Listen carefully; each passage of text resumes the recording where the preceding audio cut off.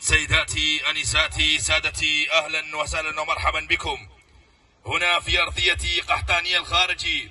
من هنا من قلب الملعب حيث تهتف الجماهير وحيث تبدأ حكاية جديدة مع كرة القدم. نلتقي اليوم في مباراة تحمل في طياتها معنى أكبر من الفوز والخسارة، مباراة نلعبها اليوم باسم الوفاء ونرفع فيها ذكرى من رحلوا لكنهم تركوا أسمائهم محفورة في قلوبنا.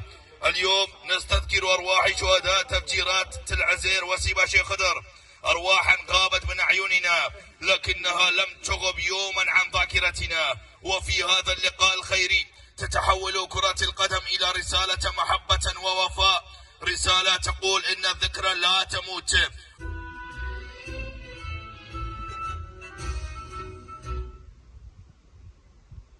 أقرأ هنا في هذا المكان الكرة من جانب قاسو، ولكن هناك هجمة مرتدة، انطلق مراد ولكن تمريراتك خاطئة يا مراد.